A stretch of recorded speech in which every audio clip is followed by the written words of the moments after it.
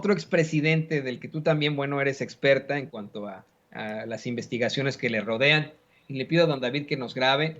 Desde ayer, el secretario de Gobernación, Adán Augusto López, insistió en que Felipe Calderón sí está denunciado, disculpe usted, ante la Corte Penal Internacional y que pues la justicia puede tardar, pero que Calderón la va a pagar. Tú lo has dicho una y otra vez, estos crímenes no prescriben y tú eres la que yo te mencionaba desde muy, muy temprano, la que ha planteado esta denuncia ahí en La Haya, ahí en la Corte Penal Internacional, esta denuncia que existe. El espurio de Borolas salió a negarlo todo, a hacerse el chistosito, a decirle a Dan Augusto López que se siente, ¿no? Como, ya sabes, ¿no? Esta broma de lo más hipócrita, cínica, ¿no? Desvergonzada, nefaria, como es él. Y y dice que pues no hay investigaciones en su contra, pero de que hay una causa, hay una causa. Estoy en lo correcto. Tú nos has planteado aquí que sí, en efecto está denunciado ahí ante la Corte Penal Internacional, ¿no es correcto?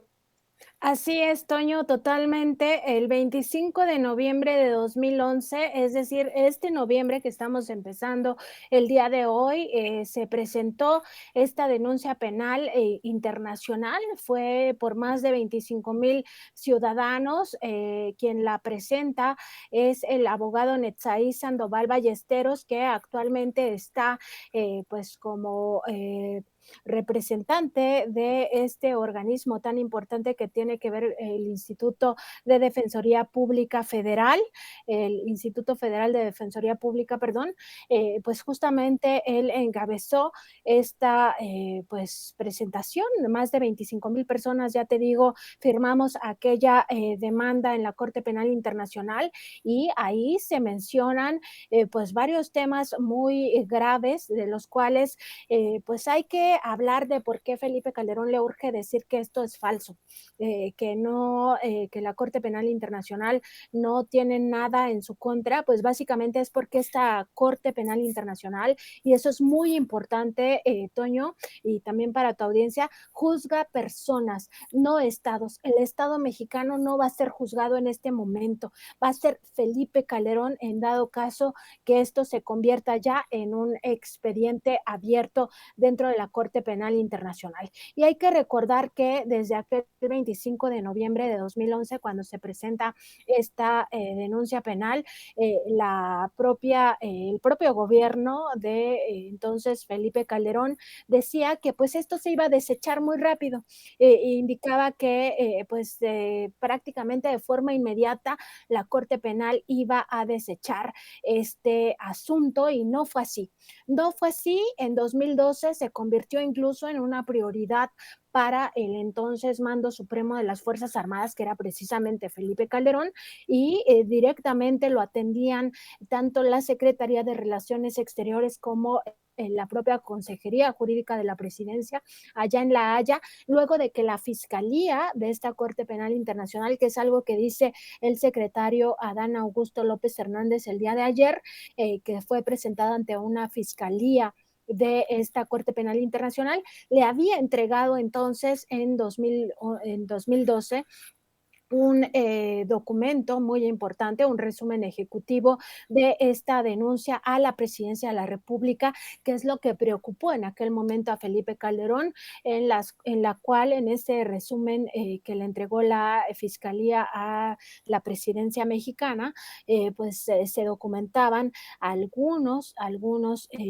crímenes que podrían constituir delitos internacionales. ¿Y de qué se hablaba en aquella denuncia? Porque esto es muy importante. Pues se hablaba de las personas que habían sido ejecutadas, los civiles que habían sido ejecutados en el contexto de una política pública atroz, que era la guerra contra el narcotráfico, de los más de 13,000 desaparecidos que se habían generado a lo largo de esos primeros años del gobierno de Felipe Calderón, también se hablaba de los 250,000 desplazados forzosamente, de heridos, centenas de torturados también en cuarteles militares, de los falsos positivos e incluso de todo lo que había generado el crimen organizado. Se hablaba del uso de armas de uso exclusivo, o más bien de las Fuerzas Armadas, pero también de armas que habían sido vetadas por el derecho penal internacional, y también del reclutamiento de niños en labores de sicariato. Esto es muy importante porque lo que menciona ayer el secretario Adán Augusto es que las armas se las facilitó directamente al cártel de Sinaloa el gobierno de México, sin chips de rastreo, sin geolocalización en el caso de las 2.500 armas del operativo Rápido y Furioso. Pero ya está muy documentado también esta simbiosis que existió en aquel sexenio entre el cártel de Sinaloa y el gobierno de Felipe Calderón. Por eso está siendo juzgado en Estados Unidos su secretario de Seguridad Pública, Genaro García Luna, y todo esto pues claramente tiene nervioso a Felipe Calderón, y por eso rápidamente sale a redes sociales desde la semana pasada a decir que no existe esta investigación internacional, cuando claro que existe. No se desechó en su momento y no se ha desechado hasta ahora. Ya estuvo 11 años en la Corte Penal Internacional, y eso quiere decir que por lo menos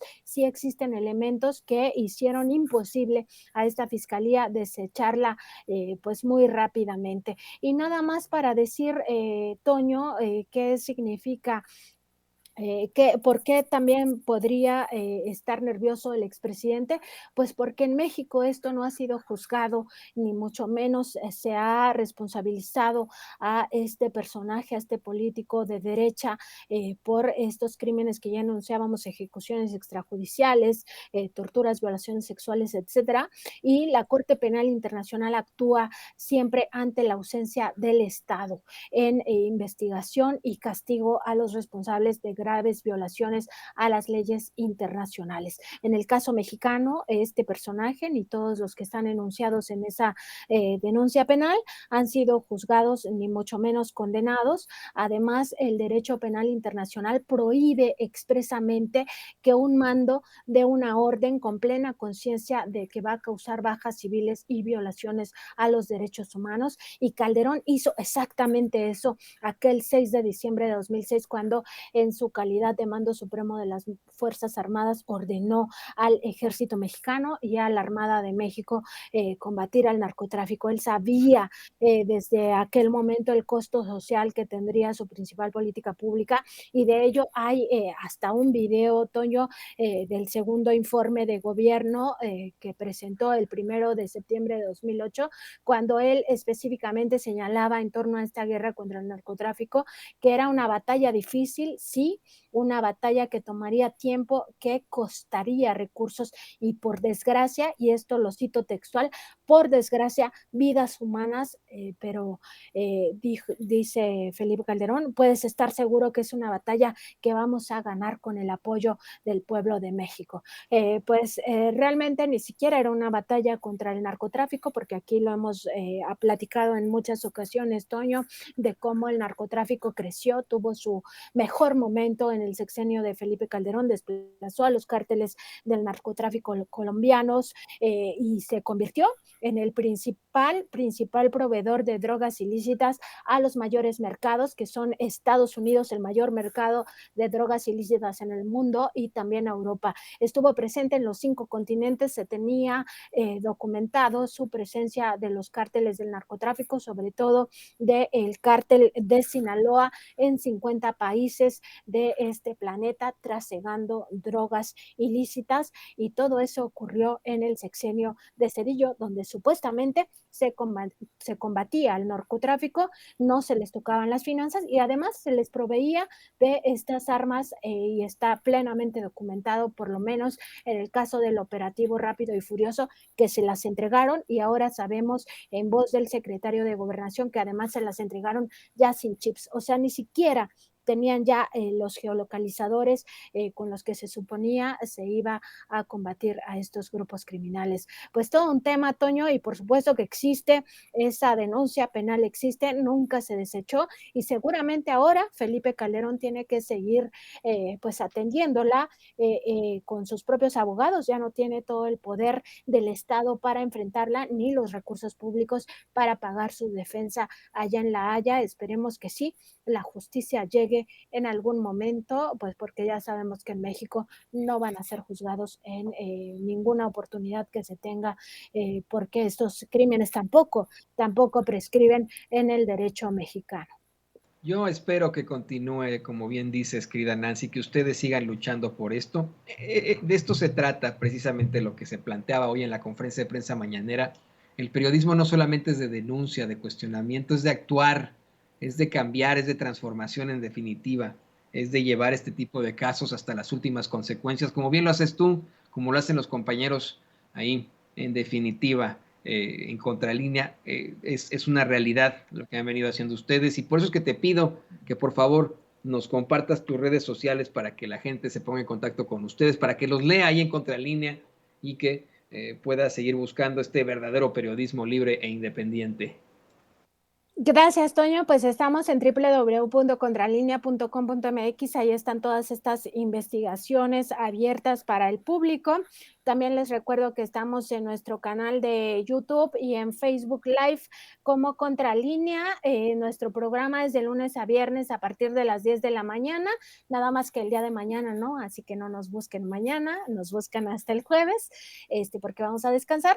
Y además estamos en Twitter como Contralínea y a mí me encuentran como @Nancy_contra. Y de esto que decías del periodismo, el periodismo tiene que tener como principal motor que las cosas que están mal cambien, que estas políticas públicas que dañan a la sociedad cambien en beneficio de las mayorías más, digamos, más vulnerables, no solo en situación de pobreza, sino que presentan otro tipo de vulnerabilidades. Y en el caso específico de Felipe Calderón, hay que decir que en esta guerra más de 1,500 de las personas asesinadas eran menores de edad y además más de 1,000 de ellos eran migrantes, eran personas migrantes. Entonces son sectores vulnerables que necesitaban que el Estado mexicano los cobijara de una forma efectiva. No fue así y además esto se dio con pleno conocimiento del propio Felipe Calderón que iba a ocurrir estas masacres, estas violaciones graves a los derechos humanos y aún así dio la orden de que militares y marinos violentaran la Constitución, porque esto ni siquiera estaba regulado por la Constitución, y que salieran a las calles a masacrar al pueblo. Entonces no podemos estar de acuerdo con esas políticas públicas en contra de las mayorías y por supuesto que el periodismo de eso se trata, de que las cosas que están mal cambien, de buscar la verdad, de tener esta responsabilidad social, independencia y por supuesto honestidad. Todo eso lo van a encontrar siempre de nuestra parte, de nuestro lado, como Contralínea, es parte de nuestro trabajo y siempre tendremos ese compromiso. Muchas gracias, Toño, muchas gracias a Sin Censura, a Ceci y por supuesto a todos los amigos allá de la producción y por supuesto a tu audiencia. Gracias a ti, querida Nancy. Tienes toda la razón, concordamos completamente y pues espero que la pasen muy bien ahí estos días de guardar por nuestros difuntos, por los santos y por los fieles difuntos. Te mando muchos saludos y por favor manténgase linda con nosotros. Vamos a una pausa comercial muy corta, pero regresamos en cuestión de minutos.